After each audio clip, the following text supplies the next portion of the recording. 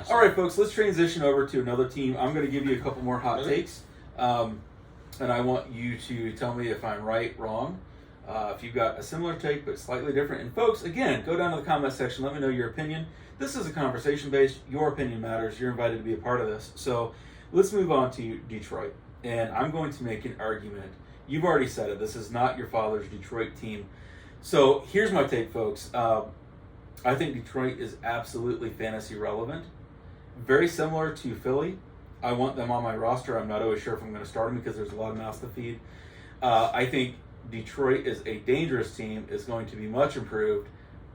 I'm going to say, because we're going to be bold, so again, go down to the comment section. Be bold, Cotton. I'm going to be bold, Cotton. So I can actually see, despite what happened in week 1, here we go. My prediction for the NFC North: Minnesota 1, Detroit 2, Green Bay 3, Bears 4, and here's why.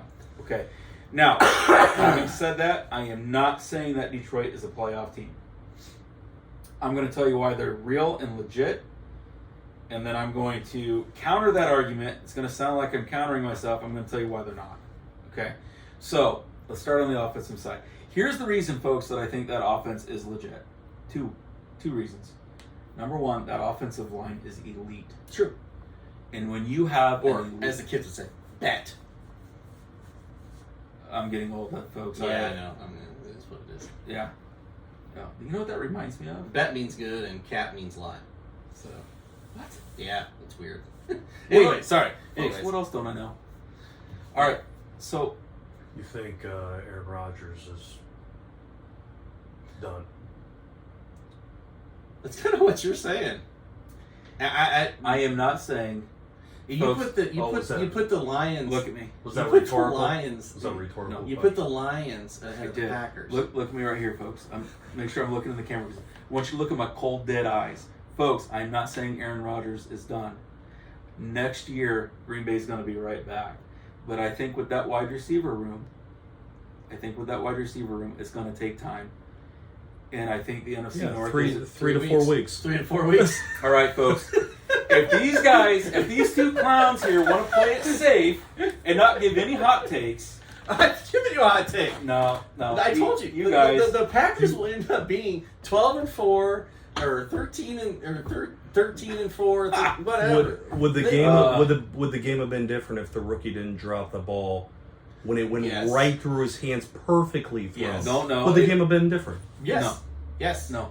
It would have. That rookie would have had confidence, It would have. and he would have not got ripped out And by it would Aaron have. Rodgers. Yeah, it would have opened things up. Because if that rookie cannot focus that much, it probably would have happened later in the game too. Your first NFL game, in the first play of the game, Aaron Rodgers throws you a bomb, and you're like, "Oh my God, I'm gonna crap my pants." Then you better be ready for it, and he wasn't.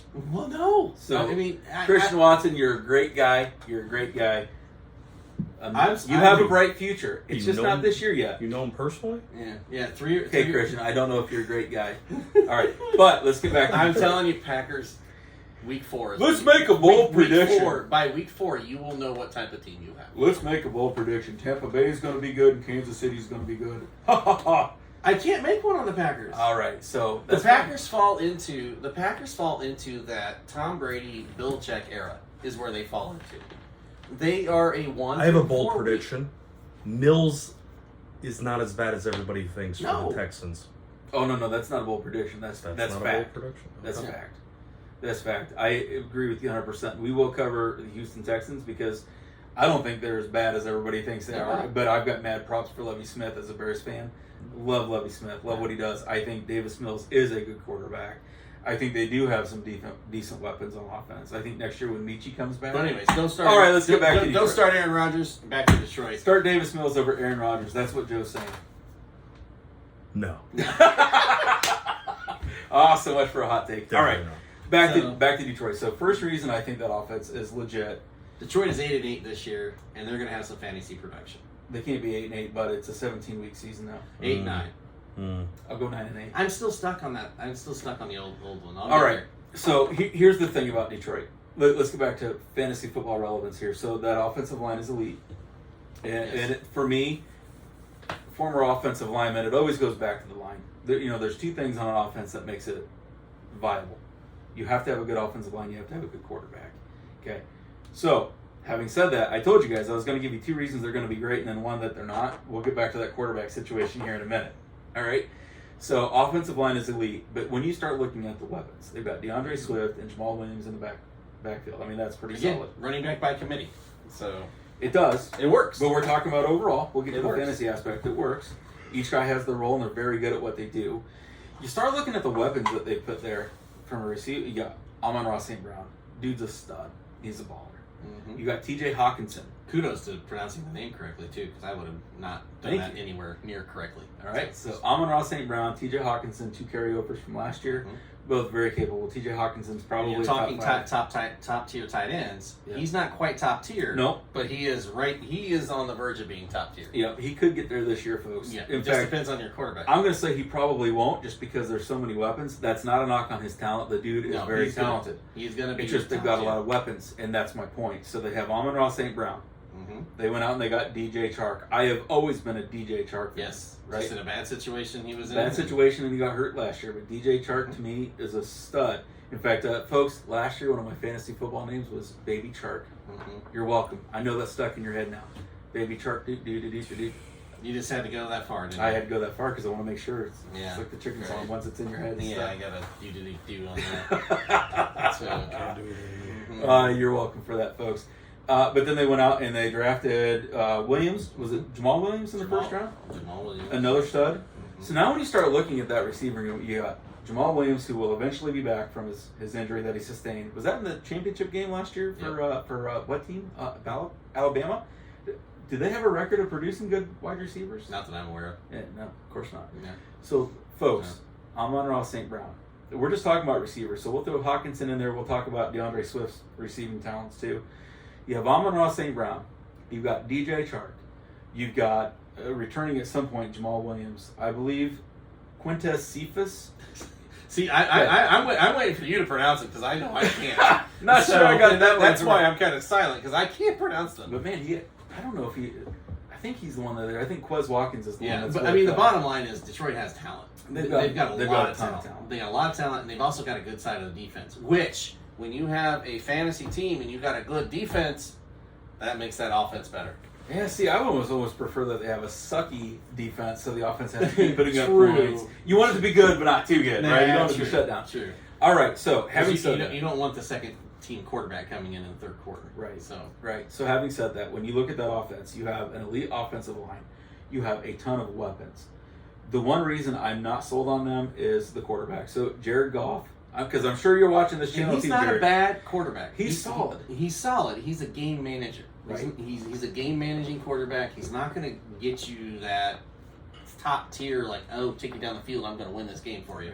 He has flashed in the past. Flashes, but it's never not consistent. Never consistent. It's one of those things he's going to have to rely on his other weapons. Detroit Lions trivia. Oh, great. Oh, Right. good Lord. DJ Chark. DJ Chark. What does DJ stand for? Demaryius Jones. Close. No clue. Daryl DeMont Chark Jr. Ah, Ooh. I'm going to go with Daryl Jr. DJ Chark. yeah, okay. I like it. Yeah, I like it. Yeah. Like AJ Took Green. Mm-hmm. Yeah, that took. Adriel Jeremiah, something like that. So Adam, another shout out to you because you're the one that likes to say AJ Green's name, my Bengals buddy. All right, so I actually don't have a problem with Jared Goff. Do I think he's an elite quarterback, folks? No. I'm not saying that. But is he going to be consistent and get you 20 to 25 points a game? Right. Yes. And let me ask you a question. So, the knock on Goff is whatever the knock on Goff is, because I don't buy into that. Was Cooper Kupp relevant when Jared Goff was his quarterback? Yes. Was Robert Woods relevant? Yes. Right? Folks. Just at that time, it was a kind of a wide receiver by committee. It was Cooper Kupp or Robert Woods. Right. So, But both guys, any given week, were scoring double-digit points. We're not talking about one guy was getting 50, another guy was getting 0. All right. So, Amon-Ra St. Brown. It wasn't like last week where it was only Cooper Where did Allen Robinson go? Yeah. Hey, Robinson. Who started Allen? Who started Allen Robinson in this? Where are you, bud? But he still won with this guy right here. But Allen Robinson got me a whole 2.25 points. Yeah, I heard some actually really terrible reports on Allen Robinson. Yeah, I know. So, yeah. All right. Getting back to Detroit. Amon-Ra St. Brown, absolutely. Stud. I mean, so I've got him in one league, and I'm not starting him, but that's only because he's my wide receiver number 5. You heard that right, folks. In one league, my dynasty league, where you can keep players year after year, Amon-Ra St. Brown is my wide receiver number 5, but that's because I got Devontae Adams, I got Jamar Chase, I got A.J. Brown, I got Tyreek Hill, and then there's Amon-Ra St. Brown. But otherwise, I would highly suggest starting him. I think DeAndre Swift is startable. So what he's saying is, it sounds like he's going to win that league, which the only thing that really can turn that around is if they all get hurt, which pretty much is what we got to hope for. Should I even mention that I got Lamar Jackson as my quarterback, Yeah, and Austin Eckler as my running back 1, and Travis Kelce as my tight end? Mm-hmm. Sounds like you rigged it, folks. Or I'm just that good. I can't believe you guys let me do that. Oh my word. Dude, it's inflating. Do you see his head? It's painful. It's like growing. Oh, it's like getting so big. Oh, the room's not big enough. So here's what I want you folks to do. Go out to the channel. I want you to look at the thumbnail that Joe put up there for me, the one where I'm saluting you guys with the belt over my shoulder. I took that picture last year right after. So you're going to hear it now. game This ended. is what's going to happen this year. It's going to come down to championship game against, and I'm going to be in the final against him, and I have no shot at it. And all of a sudden, Jay Cutler is going to come off of the retirement list, and I'm going to go ahead and pick him up, and JJ's going to throw for 6 touchdowns. Yeah, who's going to be playing for? And it's not going to be the Bears because the Bears don't have that He's guy. going to be playing for the Jets. Actually, they have some decent weapons at receiver if they could just get the quarterback situation figured out. So.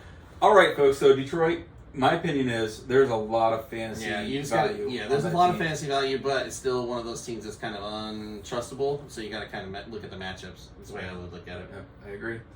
All right, folks. So that's it for this one. We just covered a few teams. Let us know in the comment section if you like this kind of content. To me, I find this a lot more interesting than me just droning on in a lecture format on these videos. So go down in the comment section, let us know. Make sure you like this video, subscribe to this channel, and until next time, we'll see you. The Bears. Bears!